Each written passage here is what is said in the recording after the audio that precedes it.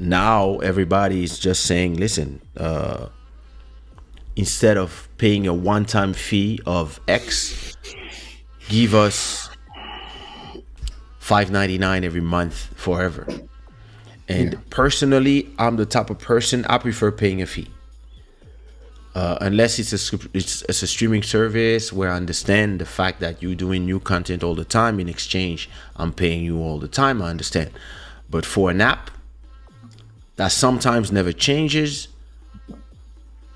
I like the apps where you have the choice between.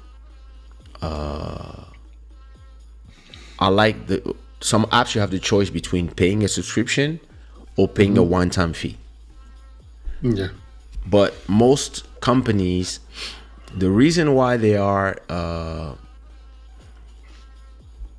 all turning to subscription is because they are interested in what you call the lifetime value customer, which is, in reality, they ask themselves how much you're going to be worth to them in a lifetime.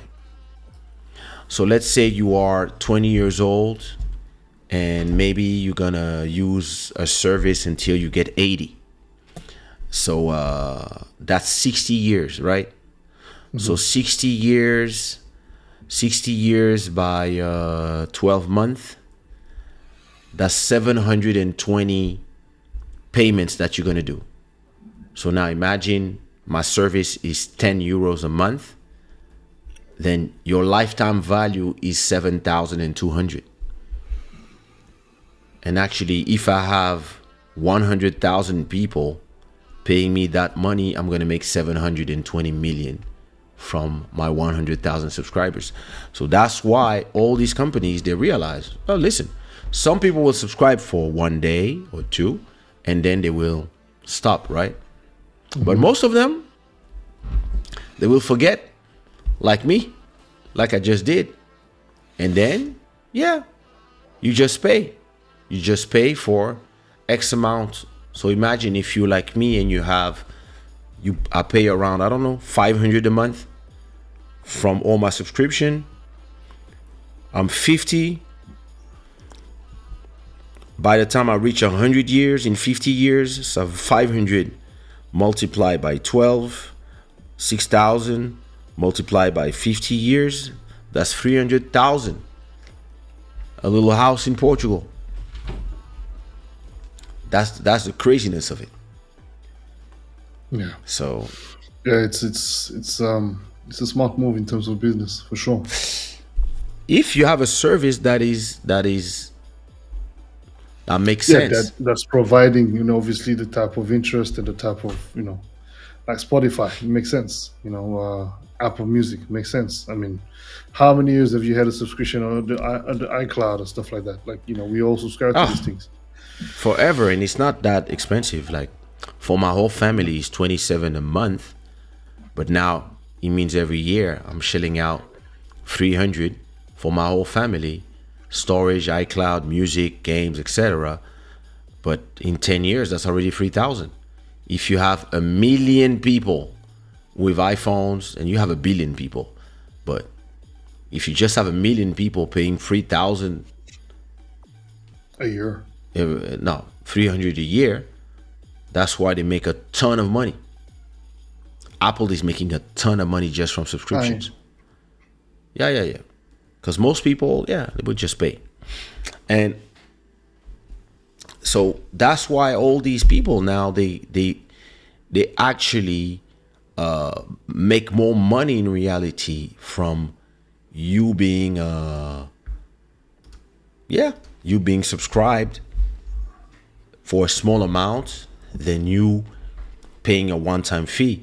And I think at a point we could have done that as artists. Because imagine if you had like just your 1,000 most loyal fans. I mean, it exists. It's Patreon, actually. Patreon.com/Kaysha.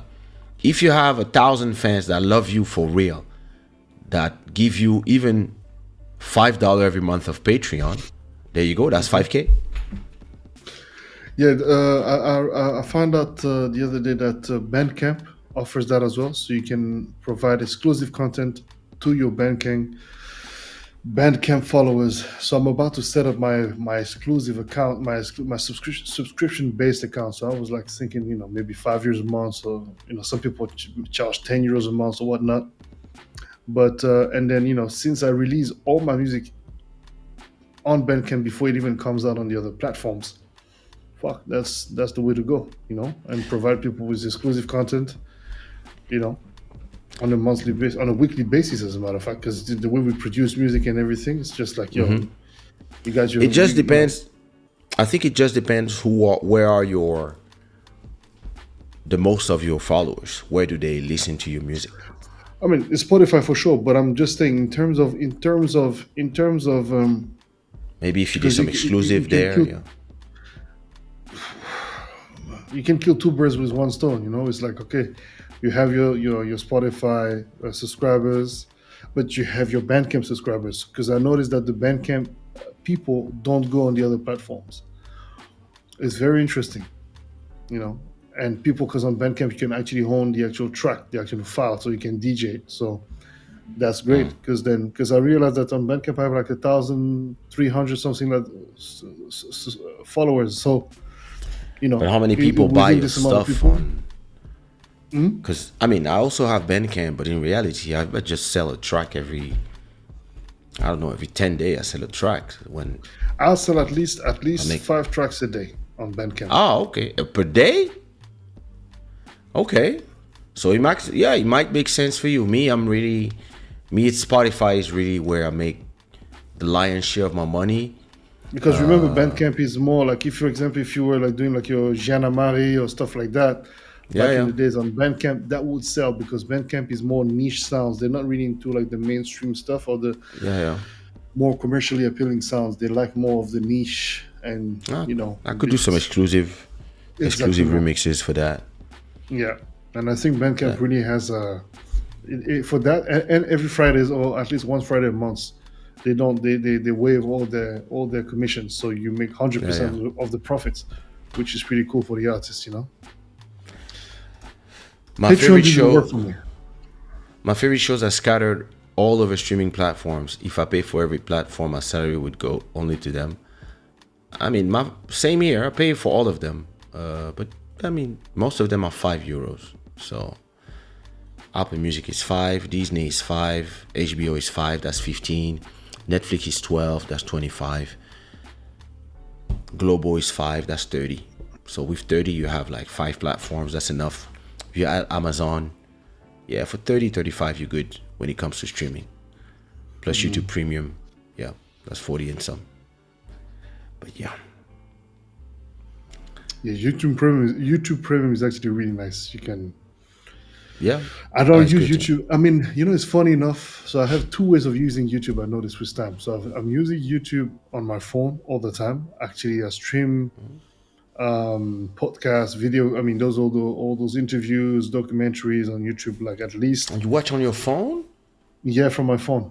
Only. So I consume YouTube solely on my phone, Interesting. except when I have guests at home. Then I have YouTube on my phone for my talk shows that I'm listening, and then I have music playing on off of YouTube. So I go to YouTube, I go on music, and then I have all my playlists and all my mixes, reggae, whatever, whatever. And I just play, and then it knows exactly what I like, I guess. So it just starts, lighting things up. It's really nice. Then they're beefing up actually the quality of the selection there as well. So it's very funny. I'm using YouTube music on the TV when I have guests, and my phone. I watch everything on my phone from YouTube. I watch YouTube exclusively on my TV. That's On my fun. phone is really, if I'm in a plane or something, and no, even though I'm in a plane, it's gonna be in an iPad. I like to watch it on big TV. This is my TV. What do you think of Skillshare? I mean, I've been seeing them. I've been seeing the ads for Skillshare a lot, but I never went there. That could be good if you want to teach stuff. There's a lot of people who actually sell courses, but And I know a couple of people that do that. They're making good money with it, but you've got to be. I don't know. I was advised to do that. People are asking me, look, why don't you give like workshops and teach yeah, people about DJing and culture of house music, etc. And I'm like, and here we go. You're like, am I good enough? Yes, you are. You're good enough, but it's just yes, you that are. you're making it. You're thinking that it's too complicated, but the truth actually is that um, I don't know where I can fit that in my schedule. Like for example, just this week alone, um, I edited. I'm still editing the show, Me too. uh, So much to and edit. I had to do like four. No, actually six, 7 songs in exactly 3 days.